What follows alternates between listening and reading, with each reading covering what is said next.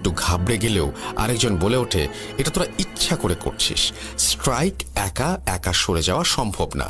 কিন্তু সেই সময় সবাই নিজে থেকে কাজটা করার কথা অস্বীকার করে। তার মানে আসলে এই স্ট্রাইকটা নিজ থেকে জায়গা পরিবর্তন করছে। যা হোক, বোর্ডের ব্যাপারটা বুঝতে হয়তো একটু অসুবিধা হবে, তাই বোর্ড সম্পর্কে কয়েকটা তথ্য দিয়ে রাখি। বোর্ডটি ছিল কাঠের তৈরি আর কিছুটা সোনালি রঙের।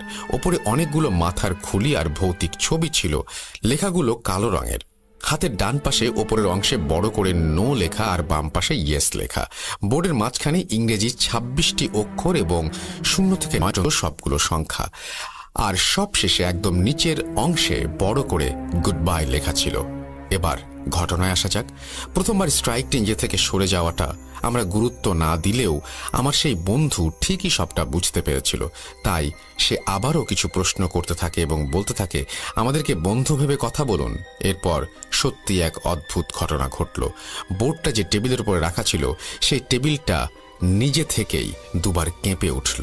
আর ঠিক সেই মুহূর্তেই আমার চোখের সামনে স্ট্রাইকটা নিজ থেকে ইয়েস লেখায় চলে যায়। এবারে বিষয়টা আমাদের কাছে একদম স্পষ্ট ছিল, কারণ প্রথমবারের পর আবার সবার নজর স্ট্রাইকের ওপরে ছিল। কেউ যদি নিজে থেকে ওটা সরিয়ে নিয়ে যেত তাহলে সেটা আমরা বুঝতে পারতাম। সত্যি বলতে সে সময় বিষয়টা বিশ্বাস করতে এক প্রকার বাধ্য হয়েছিলাম, আর খেলার প্রতিও অন্যরকম একটা আগ্রহ চলে এসেছিল।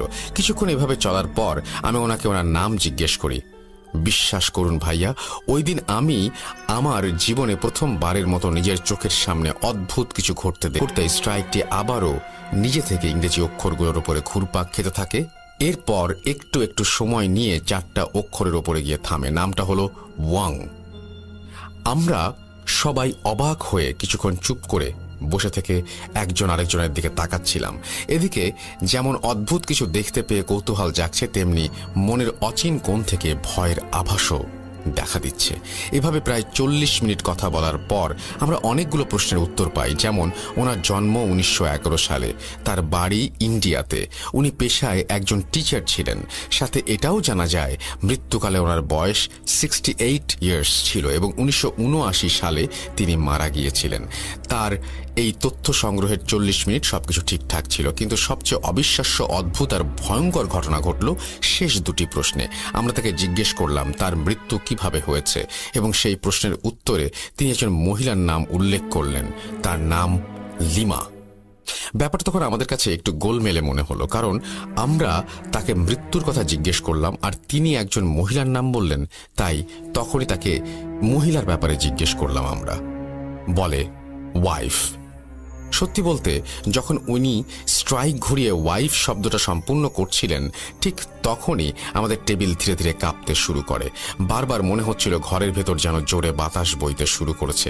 ওই মুহূর্তে আমার বন্ধু ব্যাপারটা বুঝতে পেরে জিজ্ঞেস করে, হ্যাভ ইউ বিন মার্ডার্ড? এই প্রশ্নটা জিজ্ঞেস করার সাথে সাথে স্ট্রাইকটা বলে ইয়েস। টেবিলটা সজোরে কাঁপতে শুরু করে। এদিকে মনে হচ্ছিল আমাদের চারপাশে কেউ দৌড়াদৌড়ি করছে, সাথে ঘরের ভেতর অনেক ঘূর্ণিঝড় শুরু হয়েছে। ব্যাপারগুলো আর সহ্য করতে পারছিলাম না, তাই প্রচন্ড রকমের ভয় পেয়ে আমি স্ট্রাইক থেকে হাতটা সরিয়ে নিয়ে উঠে পড়ি। এটা দেখে আমার বন্ধু ভয়ে চিৎকার করে বলে ওঠে, এটা তুই কি করলি? গেম চলাকালীন এভাবে চলে গেলে বড় রকমের ক্ষতি হতে পারে। গুড বাই বলে মোমবাতি নিভিয়ে তারপর উঠতে হবে। সে সময় আমার বন্ধু আরও কিছু কথা বললেও আমার মাথা কাজ করছিল না, তাই আমি দৌড়ে ওয়াশরুমে চলে যাই। কিন্তু সেখানে গিয়ে যেই না হাত মুখ ধুতে নেব, ঠিক তখনই পাশের রুম থেকে বিকট একটা আওয়াজ কানে আসে। আমি স্পষ্ট শুনতে পেলাম সবাই খুব চিল্লাচিল্লি করছে আর কোনো কিছু ভেঙে পড়ার আওয়াজ হচ্ছে। আমি দৌড়ে গিয়ে দেখি ওইজাবোর্ড রাখার টেবিলটা উল্টো হয়ে পড়ে আছে আর মোমবাতিটা ভেঙে টুকরো টুকরো হয়ে গেছে। সবচেয়ে আশ্চর্যের বিষয় হলো, যে মোবাইল দিয়ে আমরা খেলার ভিডিও করছিলাম, কেমন যেন ভেঙে চুরে মোবাইলটা মেঝেতে পড়ে আছে, আর সেখান থেকে যেন শর্ট সার্কিট হয়েছে, ভেতরে কিছু একটা আগুনের ফুলকি বা স্পার্কিং